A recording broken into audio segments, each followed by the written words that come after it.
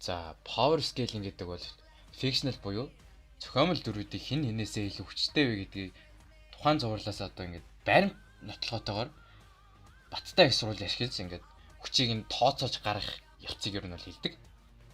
Тэгээд ялагчийг нь тодорхойлдог гол зүйлүүд нь бол мэдээж speed буюу хурд, strength буюу хүч, durability буюу төсвөр төвчээр, тэгээ hacks буюу одоо нэг ашиглаад байгаа тэр чадварууд нь. Тэгээд баг зэрэг IQ болон BQ буюу одоо тэрүүний тэгээд IQ гэдэг чинь яг л IQ-гаараа BQ гэдэг нь болохоор battle IQ буюу тулааны IQ гэдэг. Тэгээд иймэрхүү гол зүйлүүдээр ер нь бол яг хин илүү хүчтэй вэ, хинийгээ ялах вэ гэдэг талаар нь дөрүүдийг задлж одоо хооронд нь тулгдуулах сцен үүсгэж хин ялах вэ гэдэг нь шийддэг тийм төрлийн явц байгаа.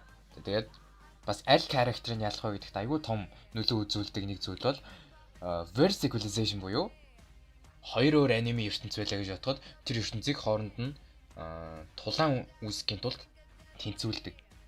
За жишээ нь Hunter x Hunter дээр нэн ашигладаг хүнийг нэн гүн зөхиж чадахгүй гэж ярьдаг ч гэсэн одоо жишээ нь Merwen бол нэн ашиглаж чаддаг.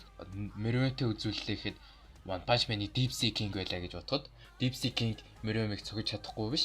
За харин тэнцвүүлэг хийгээд Merwen Deep Sea King хоёр яг бүрэн хүчээрээ хоорондоо үзэх боломжтой team сцен үүсгдэг байна. За жишээ болгоод нэг жижигхэн power scaling ий л да. За хамгийн алдартай жишээнүүдээс гэвэл за мэдээж Saitama. За эсрэг талд нь за Gojo-г тавьчих.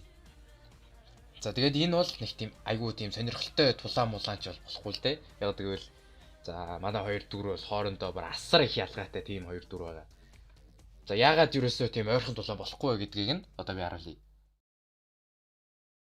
One Punch Man-ы Monster Association arc-ийн төгсгөл Saitama Cosmic Fear Garo 2 бархас байдын нэг сарлуун шийдэгдэв.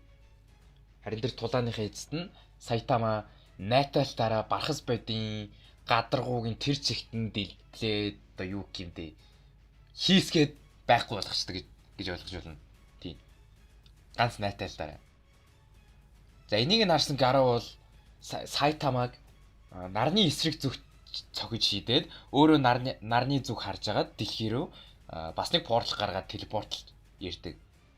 Гэсэн чинь хажууд нь Saitama бас л цогж шийдээд за харин яаж вэ гэхээр Saitama-г нарны эсрэг зүгт цохих үед нь мань хүний гидсэн жоо эвгүүргээд унгасан байгаа.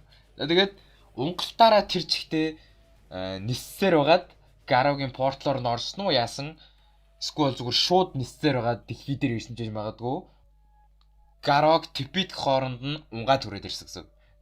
Яг зөвхөн энэ үзүүлэлтийг нь л тооцож үзэхэд massively faster than light буюу гэрлээс асар их хурдан гэж гарч ирсэн байна. Зарим Gojo-гийн хурдыг тооцох гэх юм бол Jujutsu Kaisen-ы хурдны мета нь ерөнхийдөө дандаа Kashimo Sukunai-дрээр тооцож явдаг. Яг гэвэл Kashimo-гийн аягны дайралтуудаас Sukuna бултаж чаддаг, Sukuna-гийн дайралтуудаас нь Gojo бултаж чаддаг. Зарим хамгийн хурдаараа дайрж байгаа Sukuna бол Gojo-гоос чүд илүү хурдан байх ёстой. Зарим тэгэхээр Gojo бол massively hypersonic буюу аягны түвшинд хурдтай байх нэ. Зарим хамгийн хүчтэй дайралтуудаас намж үзэх юм бол за 200% Hollow Purple Sukuna-г эсрэг ашигладаг. За энэ Hollow Purple нь бол яг Gojo-гийн гаргаж чадах хамгийн том хүрээтэй дайралт гэж хэлж болно. Яг гэвэл Gojo яг өөрөө ч энэ дайралт хийгээгүй. Utahime Gojo-г бафлж агаад Gojo 200% гаргасан байдаг. Тэгэхээр Gojo бол хамгийн дээдэлтэй.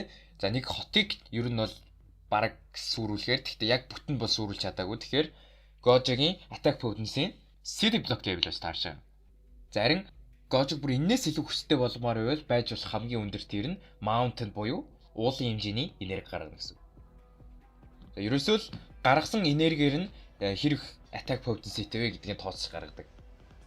За Sukuna-гийн flame arrow нь бол ер нь бол mountain буюу уулын хэмжээний энерги рүү ер нь бол дөхөхөр хэмжээний энерги гаргадаг. Тэгэхээр за бүр үнэхээр Gojo-г эцэстэн тулгая гэх юм бол за уулын хэмжээний энергитэй гэж тооцож болно. За тэгэхээр хурданч тэр хүчинч тэр ямар аимшигтай ялгаа гарч байгааг харж байгаа бах. Тэгэхээр ер нь бол Gojid ямар ч chance байхгүй гэж ойлгож болно. За, Gojig Infinity-г Saitama давж чадахгүй гэж бодож байлгүй. Saitama бол Hyperspace Portal буюу боддоор оршдоггүй зүйлд хүрч чаддаг. Боддоор оршдоггүй зүйлийг нэвтэлж чаддаг. Gag буюу joke-ны төрлийн хүчтэй.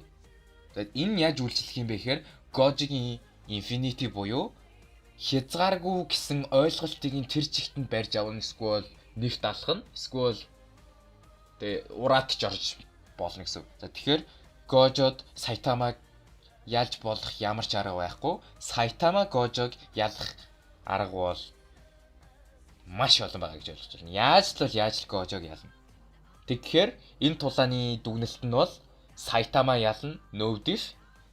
Ямар ч асуудал байсангүй гэсэн. За power scaling гэж бол ер нь нэг иймэрдүүл юм хэлээд байгаа. Тэгээд энтэй яг төстэй зүйл гэх юм бол за их тесрэлийн бүгд нэр мэдэх байх. Их тесрэлийн хэн ялах вэ гэд нэг цуврал байсныг та нар санаж байна уу? Тэр цуврал дээр тэгээ бас нэг Gorilla Marill-ийн хүчийг нь тооцож гаргаад байдсан шүү дээ.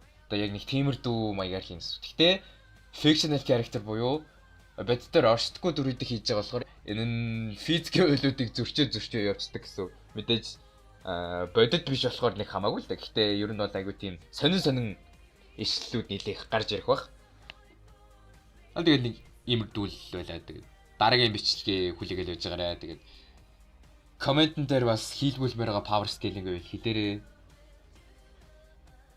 бас харж агаад дажгүй матч апуудаа байвал би бас бичлэг хийгээ тэрүүгээр нь явчих магадгүй. Эсвэл өөр хурц нэрэж хийж магадгүй. За тэгээд дараагийн бичлэгээр уулзлаа. Бай.